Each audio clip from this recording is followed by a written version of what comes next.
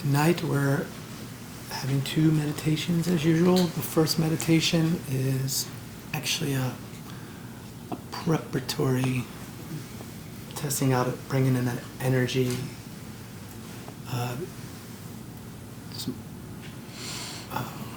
for the solstice. And so this is a mini version of the fire ceremony that we'll be doing, the solstice. But this is what I'm going to do is I'm going to give you a mudra and then a mantra, and then we'll do a guided meditation following through. And you can give feedback at the end if you like. It's a little jumbled for now. But the idea, I wasn't going to talk beforehand, but I'll talk afterwards so I don't cause any bias on it. But the idea in this mudra, this meditation and this mantra is most of humanity is polarized in the astral field, so dealing with lots of emotional swings, which causes energy swings and attachment to things and highs and lows, which is all beautiful. And this is a way to open it up a little bit and help bring in some light. So it's named the Temple Gate. So the mudra that we're going to do is basically, if you just first can go like this, like two OKs, and you bring the fingers together, so you see how these two egg shapes, you're making a figure 8, the infinity sign, to help unite the soul and the personality. Then the hands, other fingers are going to open up because you're creating the pillar for the temple gate. And then you're going to allow it to sit down here right in between, somewhere you can judge between the heart and the solar plexus, right there in that middle point, wherever it may be. So I want you to have a very middle point as it sits here between tension and relaxation. So a little bit of tension, not too much. A little bit of relaxation, not too much. Does that kind of make sense? Because you're finding that sweet point. Okay? So that's the mudra. So now practice, just go like this once, open up again, and then see if you can just naturally drop into the mudra. The eggs, the infinity, the portal, the central point. Simple enough? And then mantra we're going to do in the beginning before we drop into the different stages of the meditation is on the back of your paper. If you want to see the words, I'll probably do it first. The Om Shanti Laya Vidya Om. Okay? So basically the peaceful disillusion, revealing divine understanding. That's the mantra. So we're going to do that a few times. We'll keep going. And then I'll say drop it down, and you can keep the mudra going for the meditation if you like. You don't have to. Sound good? Is everyone ready? So relax for a moment, allowing in your soft meditative state.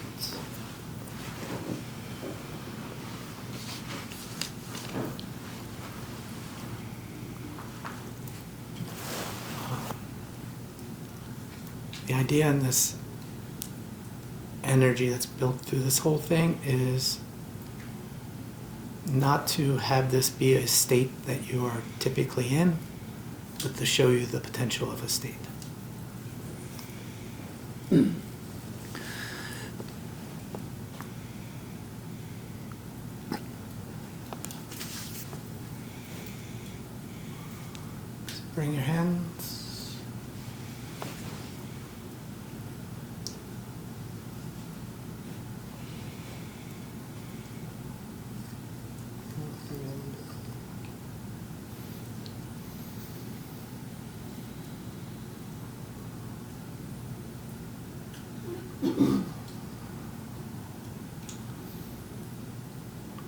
Om Shanti Laya Vidya Om. Om Shanti Laya Vidya Om Shanti Laya Vidya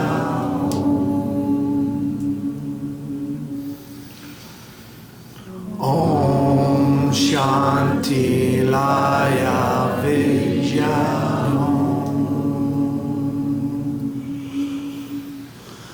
Om Shanti Laya Vidya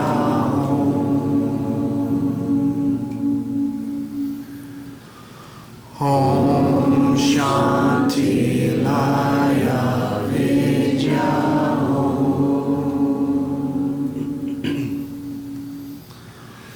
Om Shanti Laya Vidya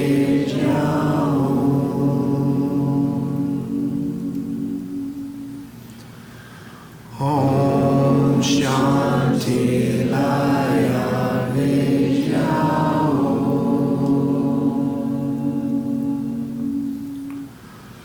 Om Shanti Laya Vidya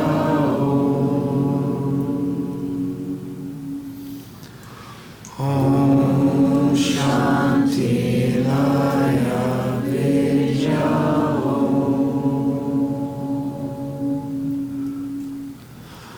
Om Shanti Laya Vidya Om Shanti Laya Vidya. If you can visualize the portal, you can drop the mudra if you like. Om Shanti Laya Vidya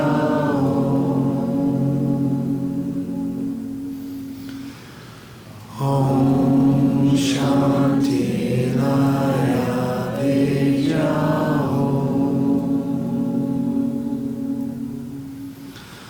Om Shanti Laya Vidya.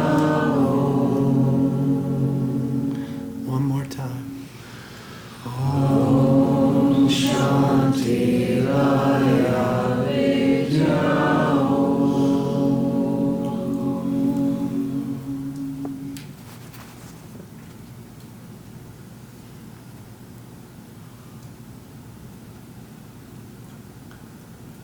First step is we're going to ground the form. Feel your spine lengthen as if you're becoming a pillar of light.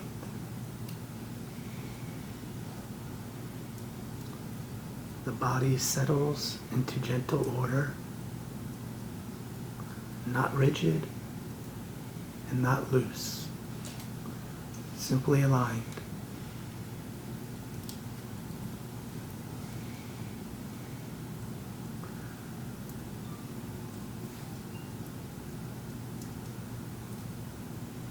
Second, we're going to open the higher mind. Bring awareness to the space just above the eyebrows.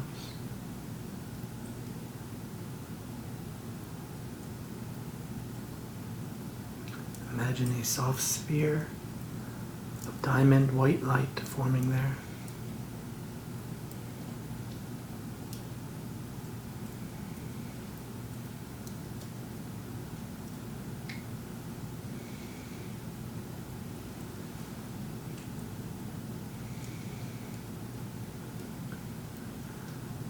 The greater the focus, the higher the vibration of intelligence. Not thoughts, but clarity.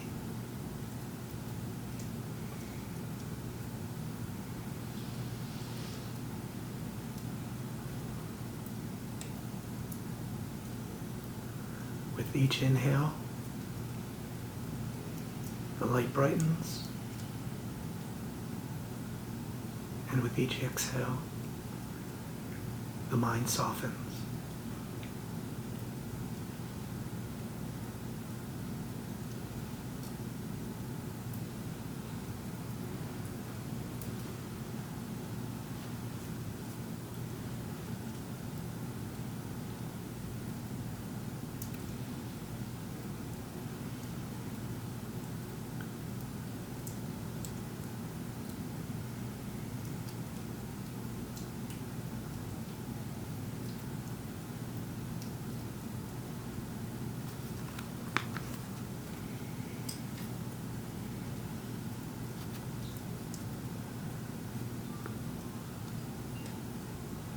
allowing the soul to descend into the form. Visualize a slender beam of bright white gold light descending from above your head. This is your soul's presence, calm, wise, and patient.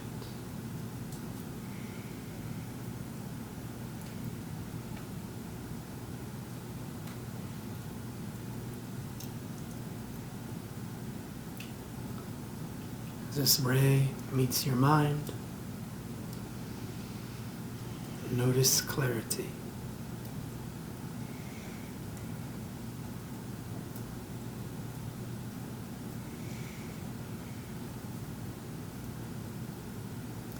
As it enters your heart, feel warmth.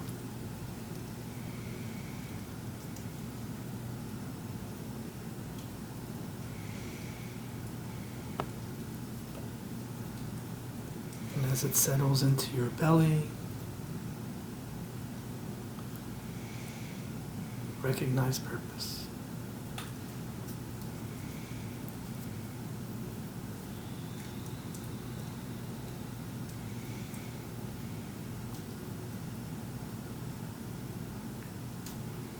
Gently within your head, repeating the mantra, order opens the gate to light.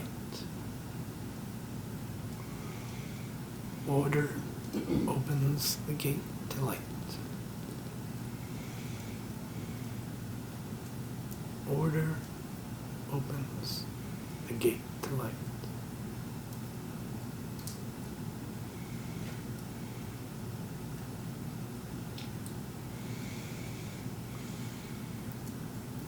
From here, we look to integrate the soul with the personality.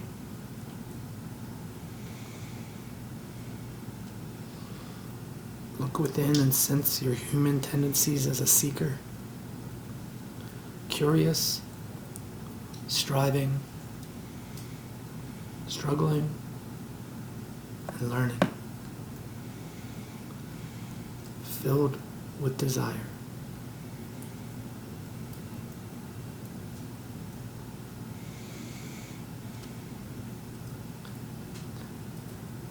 Gather up all of the desire and allow it to transform to form the base of the portal.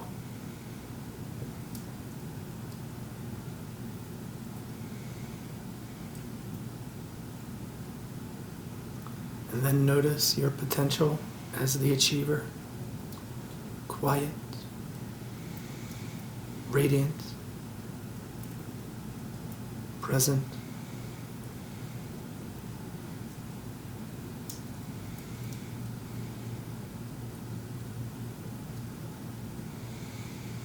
allowing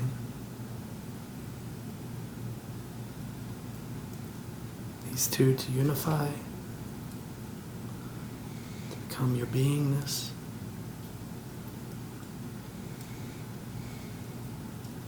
Invoking that desire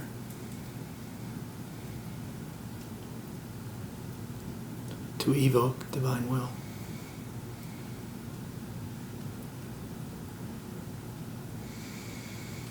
Desire coming from the form, divine will from the subtle.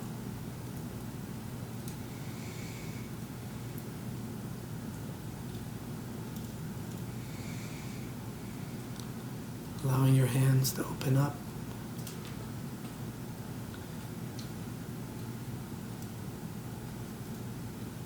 Beginning to merge into a single being of balanced will.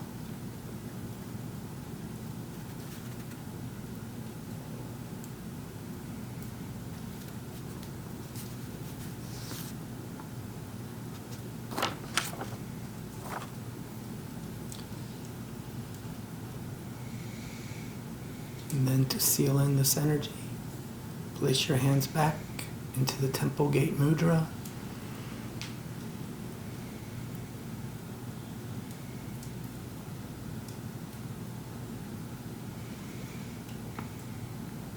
Notice the subtleties. Feel the soul guiding, the mind listening, and the body aligning.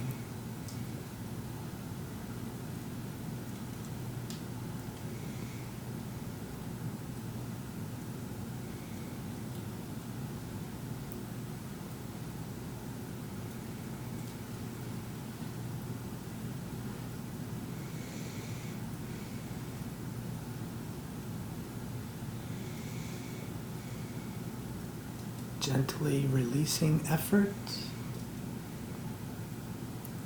with only presence remaining.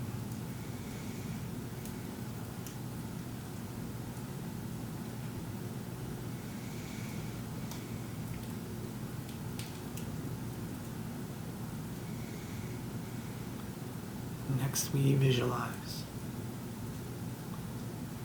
See yourself standing before a great geometrical temple made of light.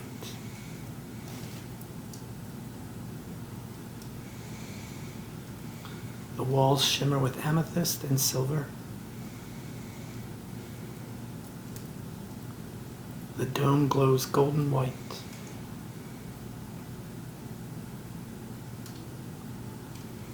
And the air hums with soft harmonic tones.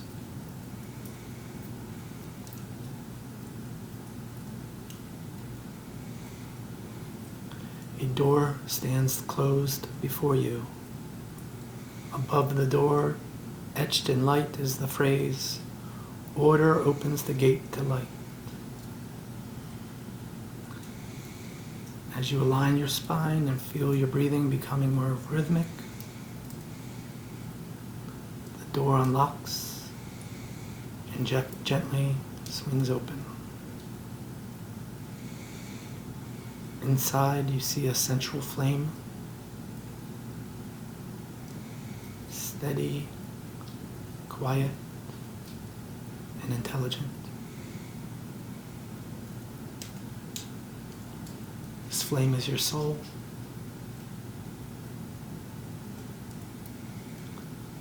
Approach it slowly.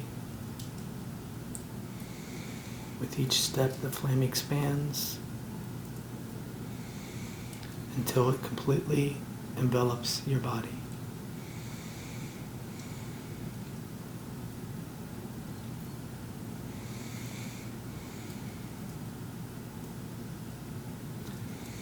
Feel confusion burning away and emotional turbulence settling.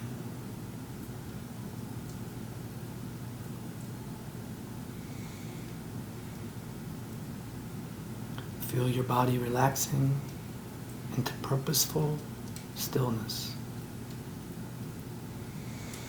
as your mind opens to guidance.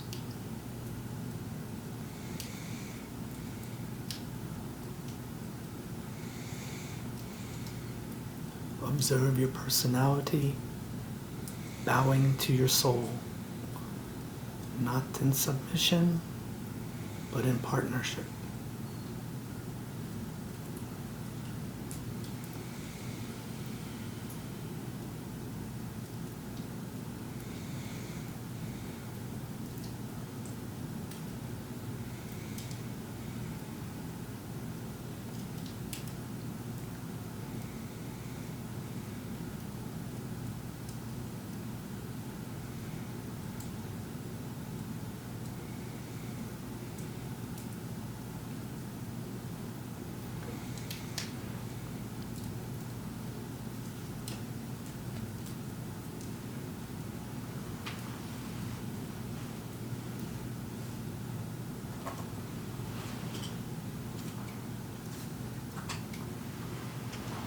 And then the flame condenses into your heart as a small, radiant sphere.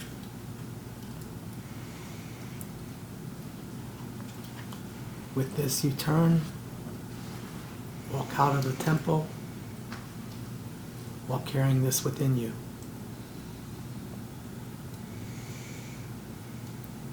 You are learning to take on the responsibilities of the achiever.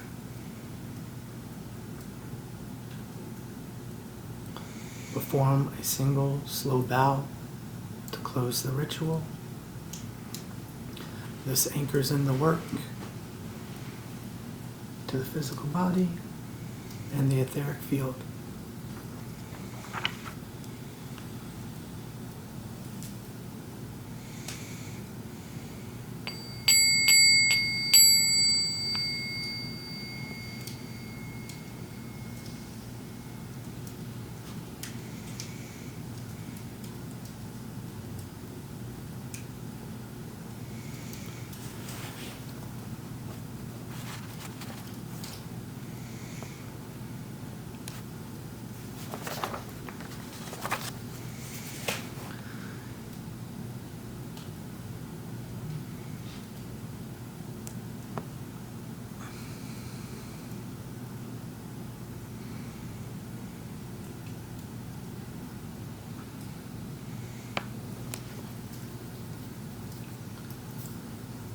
And when you're ready, open your eyes, coming back to the room.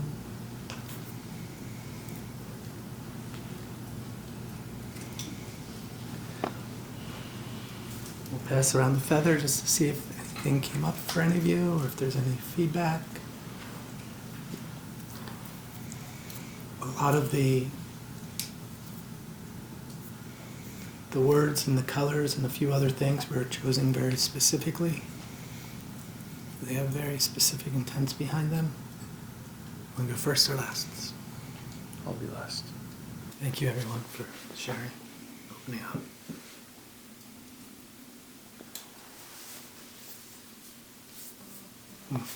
So like when we do it, a more expanded version of this at the solstice, I do. Because it'll be the first time really we'll be opening up energy portal on the property, and the altar in a way, since we've been here. So we want to be really careful to make sure we're united in the energy field that we're building. So that way we keep everyone safe and protected. This designing meditations like this, depending, with a group can be very complex in a way because there's so many different influences and energies and bodies and backgrounds and all those conditions, circumstances. But this one was more specifically designed, giving that a supermajority of the people that come here have certain energy fields behind them. It's kind of designing it that way. And it's also, this one is more so for people at a certain stage.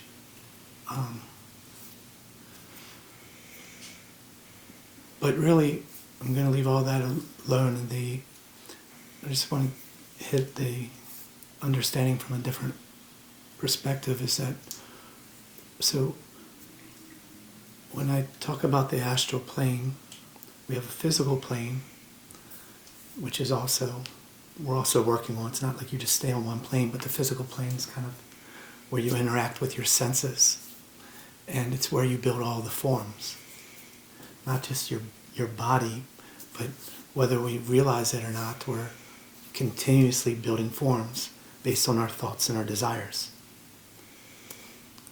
And that's what keeps us on this wheel of life. As long as you have those desires, you're creating new karma.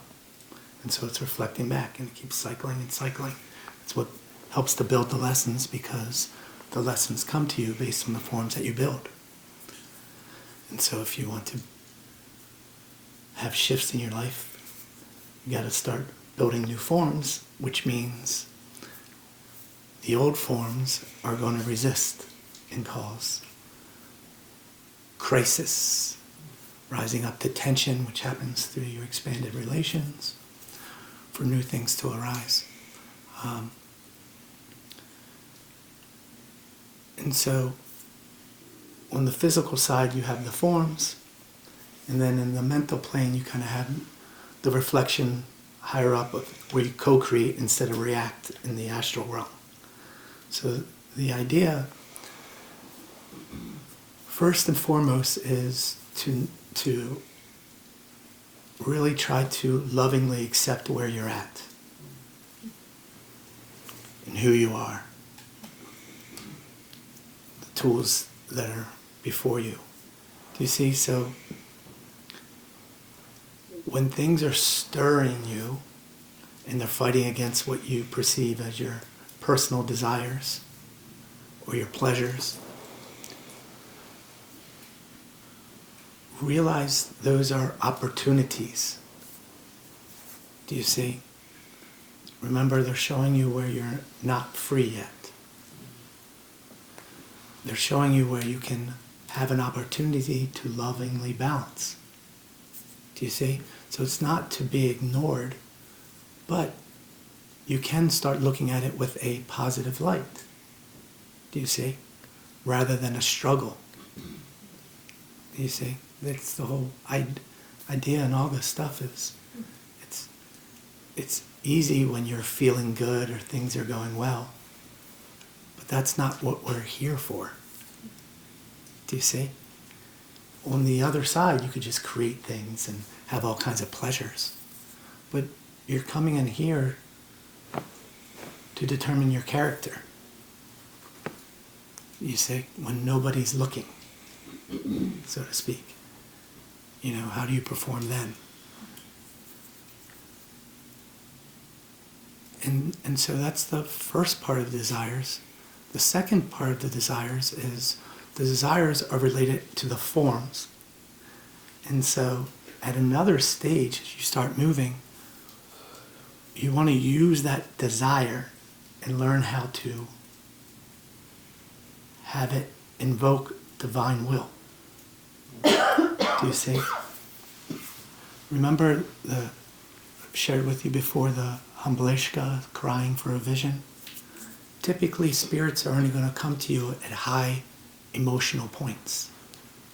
Someone's died. You lost a job. You see, right at that point, the veil is very thin because your calling is greater, and so they're answering the calling. Do you see? And so that gives you kind of a tool to look at. So there's two different ways there where desire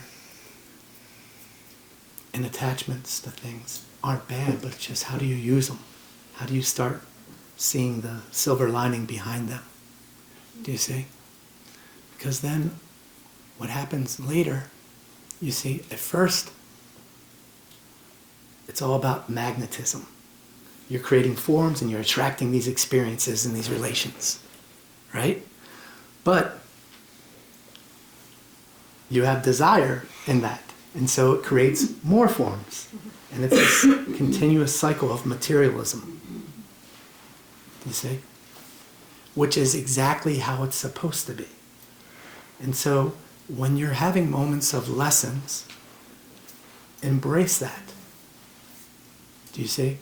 But on the other side, the radiation is when you let go of those lower forms, the attachments to it. Do you see? So what's happening is the astral realm is the battleground. There's a polarity going on between light and dark. Neither one's bad. Honor where you're at in it. But see, that's what you're doing at all points. You're saying, am I trying to control or am I trying to accept? And both are all right, but just recognize where you're at with it and give it love. You're not trying to leap ahead. It won't work. The only way really to get into that light and to get in that radiation is to find loving balance in the magnetism. Do you see? You get clarity through here, so then the light can work up into here. Do you see? So what service really is radiating up into here to get the purpose and then bringing it back down into the emotional and physical realms. Do you see? Then you're being of service. You're helping divinity take form. Does that kind of make sense? That's why there's different stages to it, but in the astral realm, the top stage of tool that you have is discrimination. And that's essentially what it is you're choosing between light and dark. And if you start calling dark bad, then you're becoming dark. You see, it's to see light in everything. To see the love behind it in everything. Everything. And it's tricky because our minds can, you see. And when you catch yourself being controlling or back into the forms or whatever, give that love too. Do you see it's showing you an opportunity there? You're not trying to jump ahead. You're just trying to be more engaged with life. Wherever you find yourself, on whatever plane you're on at the moment. Do you see? What will happen is you might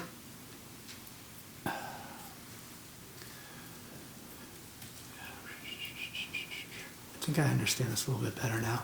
Because in different stages of my life, I've been a different person. In effect. And that's because I'm at a different plane. And at different planes, you have different bodies which have different influences behind it. And those influences behind it impact how you feel and perceive things. Do you see? But the only way you can learn that over time is by fully engaging with who you are now to reveal it, and so then you can start to release some of it as you no longer magnetically call in. Do you see? So it's all intelligently built. Fully engage and love wherever you are, to where they'll get to a point where you'll no longer want to call in certain things anymore. Do you see? You'll still have free will to do that if you wanted to. But you just don't want to anymore because you've shifted. Do you see? And so that's the kind of neat part about it, is because we very much identify with our forms. We think those are who we are. And it's just not the case. But you got to prove that out through your livingness and your beingness. Do you see? Through your expression. There's a path of self-realization and there's a path of self-expression. The path of self-realization is going from the deepest form up to the subtlest, up to the creator within, and where they meet. That's alignment. The other part is the expressions. And the expressions happen in all kinds of different ways depending on where you're at. And so that's why we focus a lot on expression, because there's a lot of stages to it, because it goes in a few different directions. And you can only learn that by practicing it, by making mistakes, stumbling through, and getting tested. Sometimes what's going to happen is you're going to get hit over the head by spirit. It's kind of a test. And it's kind of also showing you places where you're still in the desire and the magnetism stage. Do you see? That's not a bad thing. That's loving support. Any questions?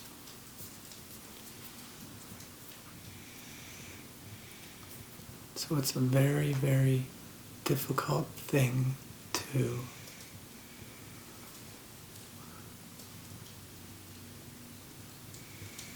create with desire, but have no desire for the outcome. Do you see? So that's the beautiful thing, is you just do you, being a perfect human that you are. Do you see? And then don't get caught up in the results. Do you see? So for some of us, it's means really trying to look and engage with your experiences and just taking breaks sometimes.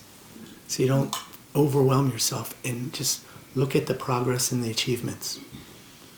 And for others, because there's degrees to it, it's not like any person is one or the other. But if you're looking to be more of service, then stop making it all about you. Do you see? Because you can be of service all the time, wherever you are, right? Before I start this center, I thought I was going to be moving to Floyd, Virginia. And we found a really cool place and all that kind of stuff. And that's where personally I wanted to go. But that wasn't supposed to happen. And I for lack of a better term, I really could care less. To me, it doesn't matter. I can have my personal stuff, but it is totally open to 100% change at any point. You see? And so you learn it over time by continuing to look at it and explore it and make mistakes. But be serious. Whatever percentage of time you want to be of service, then make sure that percentage of time is where is your actions, your words, your thoughts aligning with that, or is it not? That's all. It doesn't matter which one or how much of any of it you choose. That's your choice. You see, you choose that and you choose the pace. It's just most of you, all of you, if you're deciding to come here, it's because you're choosing a more aggressive pace. So you should struggle more. You should feel pain more. Because that's what you've chosen. Right? But that doesn't mean it has to be bad. Can you smile at it and be accountable to your choices? That's all. And then sometimes say, okay, that's enough, let me go take a break. And recharge or whatever it is. And that's perfect too.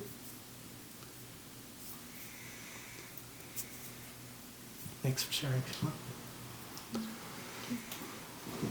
Anyone else? So the main thing is just to really see what intention is motivating you behind your actions. Where it gets tough is that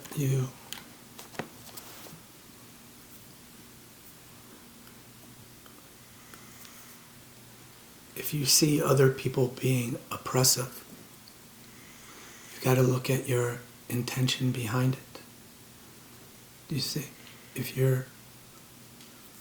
It's a balance of really, there's love and destruction. Do you see? When it's divinely guided, not when it's personally guided. Mm-hmm. Do you see? And so you got to know from which plane you're operating. Do you see? Because most of the experiences that we have in the lower realms are mirrors of what's going on inside of us. Right? And so if you're going to have a lot of talk about hatred and evil stuff, then you're going to notice a lot of hatred and evil stuff out there. Because that's what you're focusing on. Do you see? And that's, for those that seek control, that's exactly what they want you to do. And you do it perfect then. But how come when you go and travel places, when you meet people, you meet all kinds of kind and loving people? They might have different perspectives and different energies, different cultures, different backgrounds. But a lot of places you go, if you're walking and you come upon a house, they're going to feed you. They're going to try to help you out. right? But it's tough because what's happening is the reason you're learning to build character is because when you start to step into power, it's how are you going to use it? It's easy to step into power if you're going to try to control and manipulate others. But that control and manipulation is stirring other people up, and it's helping them to learn their lessons. So see, it all works out. Thank you for your question and for everyone's insights. We're going to do the final meditation. Basically, all that we're doing. So on here is a picture. When you look at it, the white stripe should be on the left. There's little arrows on it too pointing up because I want to make sure you have it facing the right way. So it's not upside down, okay? So the white stripe should be on the left. This is an exercise tonight. Both of these really were, I'll just say this one is an exercise in visualization. So what we're doing is we're ending off this ceremony in a way. Remember, as I've talked with many of you, that I ask you to do this. You're always going into ceremonies in all kinds of different ways. Every breath is a ceremony. So as much as you can, opening ceremonies, you start with a pillar of divine white light encompassing. See, there's a form and a circle, right? In service to all that is. Because what I'm trying to do, I've seen it work very effectively, and so I am a full believer. If you set that up with a pure heart and loving intention, the controlling energies in the astral realm cannot see into that. And then when you close your ceremony, you pull the light back in, you come back into your heart, you close that off because that's your sacred space, okay? You can have all kinds of things out there you care about or you think you're responsible for. It matters not. This is your sacred space. Only you go there, right? And so what I tried to do with the help, since I'm not an artist, with ChatGPT, was to try to design a little image that you could try to, if you want, focus on bringing that image into your heart. You can keep your eyes open. You can keep closing your eyes. Try to visualize if you want. It's a higher skill. It's a very tough skill. Or you can decide you just want to focus on whatever it is that you want to have at the center of your heart. You can picture you sitting there. You can picture Buddha heart sitting there. You can, whatever it is you want. But I want you to really get comfortable with bringing that to life, in other words. Does that make sense? That central spot, that's your space of purity and respite and all of these kinds of things. That's your secret garden. Right? That's where you go in for reprieve, for recharge. So all we're going to do is, does everyone have the paper? Again, you don't have to use it if you don't want to.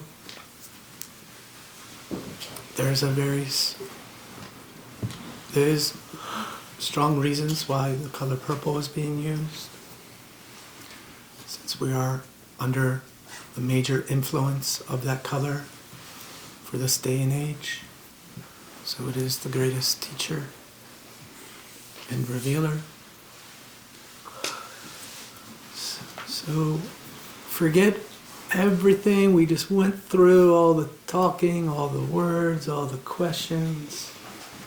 Come back into your meditative state and then just spend some time. Blessings to your center. Visualizing, imagining, connecting, bring it in, bring it out. You get to decide how you want to interact. We're going to do it for about 10 minutes. Start whenever you like.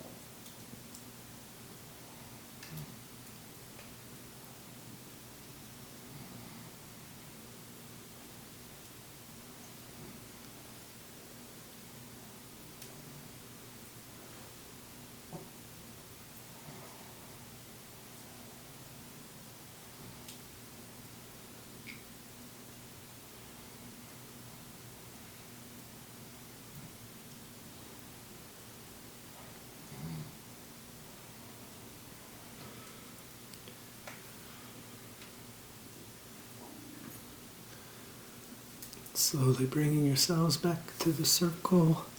I'll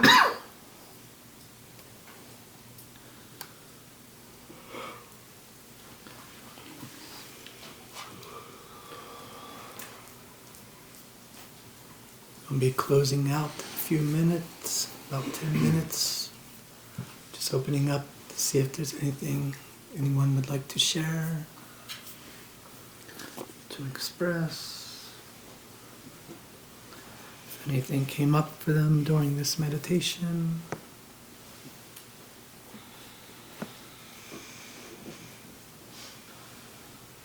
You can see perhaps in the prior meditation, the mantra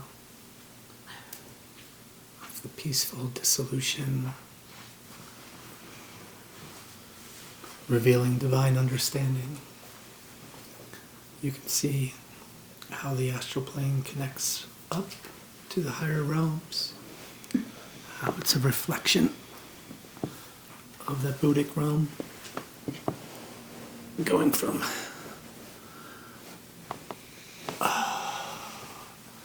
attached desires to resonating with love,